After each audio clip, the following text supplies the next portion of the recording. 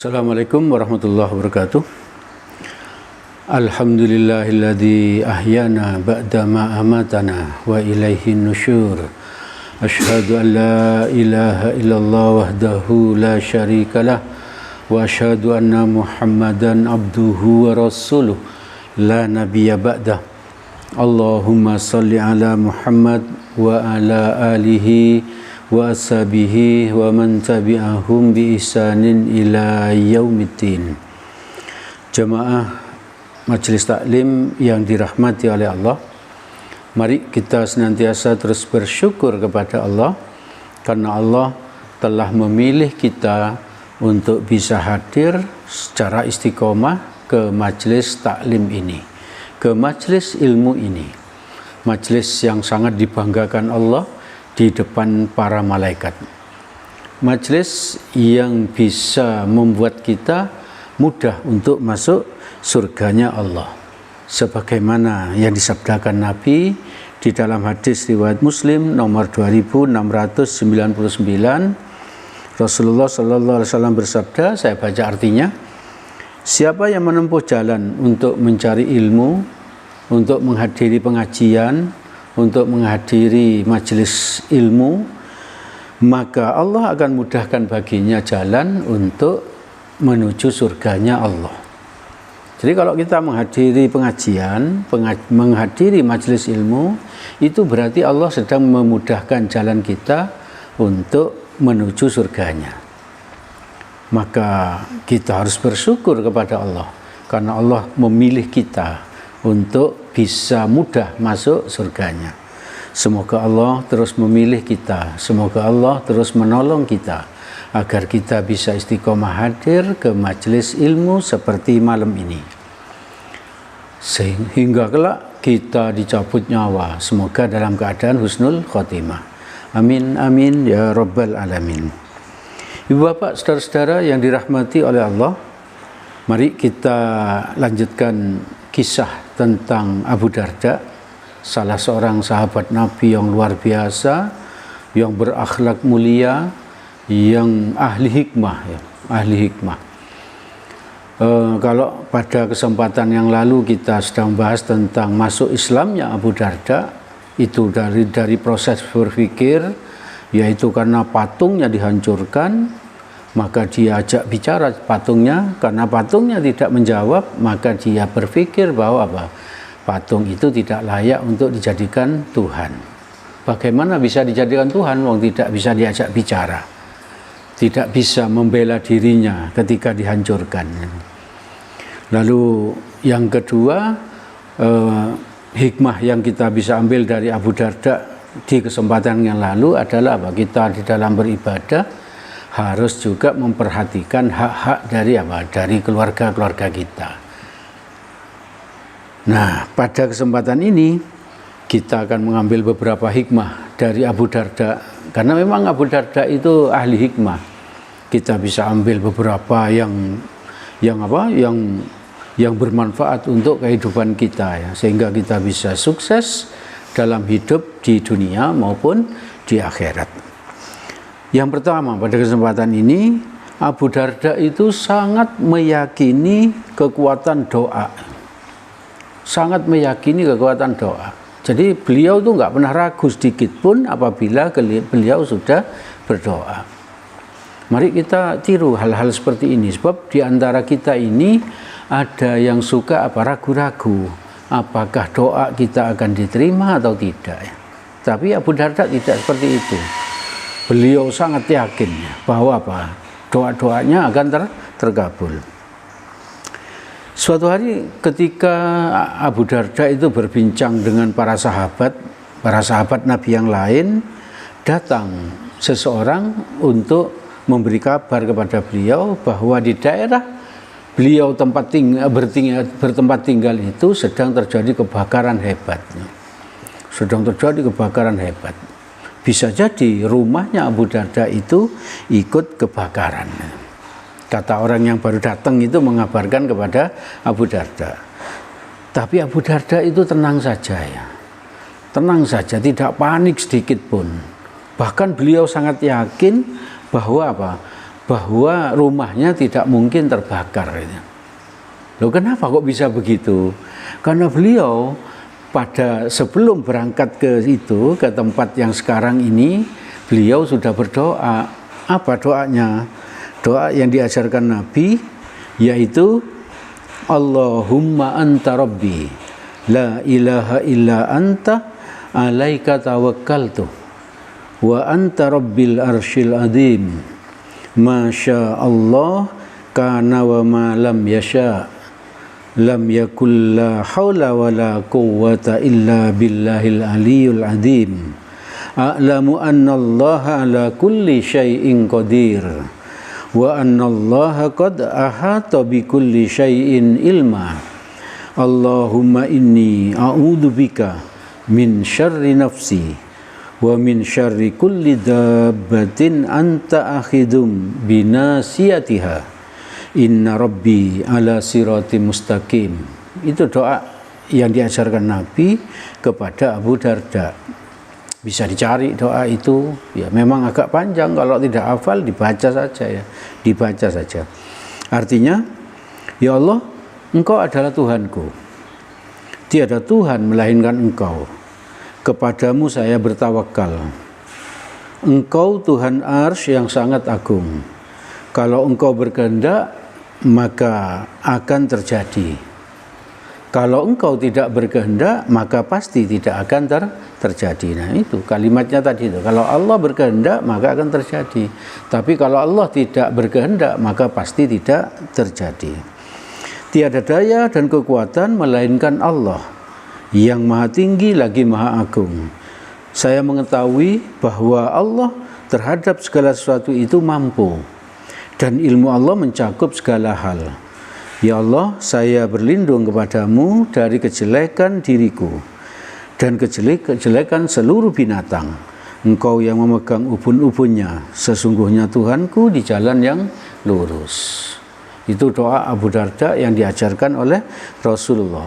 Di dalam hadis riwayat Ibnu Sini, Nabi bersabda, barang siapa yang berdoa itu tadi, doa yang dipanjatkan Abu Darda tadi itu di pagi hari, maka ia tidak akan tertimpa musibah sampai sore hari. Barang siapa yang berdoa itu di sore hari, maka dia tidak akan tertimpa musibah sampai besok pagi, gitu ya, sampai besok pagi. Abu Darda sangat yakin dengan hadis ini dan sangat yakin atas doa yang diajarkan Nabi itu.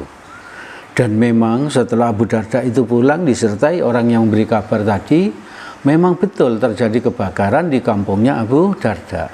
Tapi qadarullah, takdirnya Allah, rumahnya Abu Darda tadi tidak ikut terbakar. Jadi ibu bapak, saudara-saudara yang dirahmati oleh Allah, berulang-ulang saya menyampaikan tentang doa ini. Kalau kita sudah menyampaikan doa kepada Allah, kita harus yakin seyakin-yakinnya bahwa Allah akan mengabulkan doa kita. Ini satu contoh lagi yang dicontohkan oleh sahabat Nabi Abu Darda, seorang ahli hikmah. Seorang ahli hikmah. Itu hikmah yang pertama yang bisa kita ambil dari Abu Darda. Yang kedua, tidak menghina orang yang berdosa. Wah, ini penting sekali ya. Jangankan orang yang tidak berdosa ya. Orang yang berdosa saja, yang sedang berdosa saja tidak boleh kita hina. Sebagaimana yang dilakukan oleh sahabat Nabi, si ahli hikmah, yaitu Abu Darda. Tidak menghina orang yang sedang berdosa. Ketika semua orang mencela seseorang yang berdosa, tapi Abu Darda tidak mau melakukan itu, tidak ikut-ikutan menghina. Dan beliau, Abu Darda berkata, aku hanya membenci perbuatannya.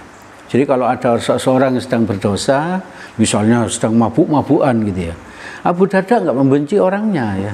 Abu Darda enggak membenci orangnya, tapi membenci siapa? Membenci perbuatannya. Ini kalimat lanjutannya. Jika dia meninggalkan perbuatan itu, dia adalah saudaraku. Luar biasa toh. Jadi kalau ada seseorang yang sedang berdosa, misalnya sedang mabuk-mabukan, Abu Darda enggak suka pada kelakuan tadi itu, yaitu mabuk-mabukan, tapi tidak membenci orangnya. Begitu orang itu tadi meninggalkan mabuk-mabukan, maka menurut Abu Darda, orang itu adalah saudaraku, katanya Abu Darda. Jadi mari ibu bapak, saudara-saudara yang dirahmati oleh Allah, siapa saja di sekitar kita, kalau ada yang sedang berdosa, jangan kita benci orangnya, tapi kita benci perbuatannya. Kalau orang itu sudah meninggalkan perbuatannya, di perbuatan dosanya, maka orang itu adalah saudara kita. Dan ini juga sesuai dengan hadis riwayat Tirmizi nomor 2505 dari Mu'ad bin Jabal radhiyallahu an, Rasulullah sallallahu alaihi wasallam bersabda, "Man ayyara akhahu bi dzambil lam yamut hatta ya'malahu." Siapa yang menghina saudaranya karena satu dosa, maka ia tidak akan mati kecuali melakukan perbuatan dosa itu. Woi, ancamannya cukup serius ya. Jadi kalau Nabi tidak cukup hanya apa? Hanya tidak membenci orang yang berdosa, tapi apa? Nabi mengancam kalau kita menghina orang yang sedang berdosa, maka kita tidak akan mati kecuali kita melakukan dosa yang sama. Oleh karena itu mari kita hati-hati ibu bapak, saudara-saudara yang dirahmati oleh Allah, jangan sampai kita itu menghina orang yang sedang berdosa. Yang boleh kita lakukan apa? Mendoakan ya, agar orang itu berhenti dari dosanya, dari dosa yang sedang dilakukan, dan agar Allah mengampuni dosa-dosa orang itu. Itu namanya kita menyayangi orang itu. Jadi tidak menghinanya, tapi malah mendoakannya agar berhenti dan agar diampuni dosa-dosanya. Itu yang kedua, hikmah dari Abu Darda. Yang ketiga, insya Allah pada kesempatan ini yang terakhir ya. Oh, ini agak sulit diamalkan di dalam kehidupan kita sekarang ini ya. Yaitu ketika Abu Darda itu diangkat sebagai qadhi ya, di Damaskus. Qadhi itu hakim ya, kalau waktu itu hakim. Kedudukannya hakim atau qadhi ini lebih tinggi daripada gubernur. Mengapa? Karena gubernur harus melaksanakan keputusan dari qadhi ini, dari hakim ini. Bahkan kalau bersengketa, gubernur itu harus apa? Minta keadilan kepada hakim ini. Berarti kedudukannya lebih tinggi. Ketika Abu Darda ini diangkat menjadi hakim itu, maka saudara-saudaranya atau sahabat-sahabatnya memberi selamat kepada siapa? Kepada Abu Darda. Bukan karena diangkat sebagai hakimnya, tapi apa? Karena pengakuan dari khalifah saat itu akan apa? Akan keadilan, akan kebijaksanaan, akan kepandaian dari Abu Darda. Karena waktu itu tidak akan diangkat jadi hakim, tidak akan diangkat jadi qadhi kalau tidak memenuhi syarat ya. Syaratnya apa? Tidak ada yang kolusi, tidak ada yang nepotisme waktu itu. Kalau dia cerdik pandai, dia adil, dan dia tegas, dan lain sebagainya, maka dialah yang diangkat. Dialah yang diangkat. Abu Darda menerima ucapan selamat ini dengan berkata, kalian memberi selamat kepadaku, karena aku jadi seorang qadhi, karena aku jadi seorang hakim. Padahal aku sedang di ujung kebinasaan. Jadi Abu Darda menganggap apa? Jabatan hakim itu membuat dia berada di ujung kebinasaan. Mengapa? Ibu bapak, saudara-saudara yang dirahmati oleh Allah, Abu Darda menganggap itu sebagai ada di ujung kebinasaan. Karena ada hadis, ya, ada hadis. Ini harus kita sikapi. Bagi siapa saja yang sedang menjabat, baik hakim, bupati, gubernur, presiden, dan lain sebagainya. Hati-hati dengan hadis ini. Dengan hadis ini. Hadis riwayat Abu Daud, Tirmizi, dan Ibnu Majah. Dari Abu Buraidah, Rasulullah sallallahu alaihi wasallam bersabda, hakim itu, kata menurut Nabi, ada 3 macam. 1 di surga, sedangkan yang 2 di neraka. Jadi ada 3 macam, hakim ada 3 macam, 1 di surga, hanya 1 yang di surga ya. Terus yang 2 lagi di neraka. Berarti juga siapa? Pemimpin itu di surga ada 3 macam, 1 di surga, 2 di neraka. Yang di surga apa? Yang di surga adalah hakim yang mengetahui kebenaran. Berarti pemimpin yang tahu kebenaran ya. lalu menetapkan hukum dengan kebenaran itu. Jadi dia tahu kebenaran dan menetapkan hukum berdasarkan kebenaran itu. Itulah orang yang masuk surga. Terus yang masuk neraka, satu, hakim yang mengetahui kebenaran, tapi dia culas. Ia tidak menetapkan hukum berdasarkan kebenaran, maka ia di neraka. Kenapa? Dia tahu ada kebenaran, tapi tidak menetapkan sesuatu yang dengan kebenaran itu. Bisa jadi karena yang sedang diadili itu saudaranya, sehingga atau anaknya atau orang tuanya, sehingga apa? Sehingga dia tidak menghukum, mengadili orang yang diadili itu dengan adil, dengan kebenaran yang dia ketahui. Atau bisa jadi hakim itu menerima suap, ya, sehingga dia tidak mengadili dengan sesuatu yang benar. Jadi yang seperti itu menurut Nabi yang berbicara, bukan saya. Saya hanya menyampaikan. Nah, hakim yang seperti itu masuk neraka. Lalu yang ketiga, kata Nabi, hakim yang kedua yang masuk neraka, yaitu hakim yang bodoh, ya. Hakim yang bodoh. Ya, kalau bodoh jangan jadi hakim. Kalau bodoh jangan jadi hakim. Kalau bodoh jangan jadi pemimpin. Tidak tahu kebenaran dia, tidak tahu kebenaran dan menetapkan hukum atas dasar nafsunya, ya. Karena tidak tahu kebenaran, memutuskan sesuatu itu berdasarkan nafsu. Maka yang ketiga ini juga di neraka. Nah, karena Abu Darda itu ingat hadis ini, ketika beliau diangkat menjadi hakim, maka beliau menganggap dirinya berada di dalam ujung kebinasaan. Tapi kenyataannya ketika beliau jadi hakim, beliau memutuskan segala sesuatu dengan yang diketahui, dengan kebenaran yang beliau ketahui. Ibu bapak, saudara-saudara yang dirahmati oleh Allah, jadi cuma 3 hikmah yang saya sampaikan kepada kita semua pada malam ini, juga termasuk pada saya, dari sahabat Nabi yang ahli hikmah, yaitu Abu Darda. Yang pertama, sangat meyakini kekuatan doa.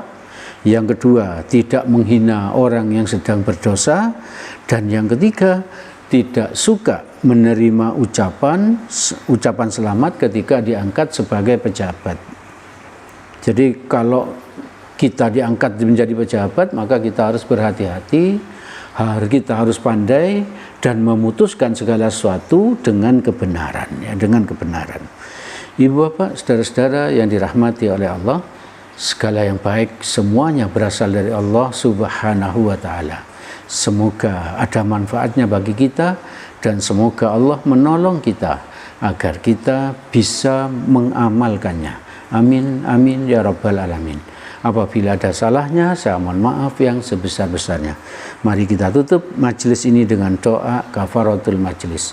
Subhanakallahumma wa bihamdik, asyhadu an la ilaha illa anta, astaghfiruka wa atubu ilaik. Billahi taufik wal hidayah.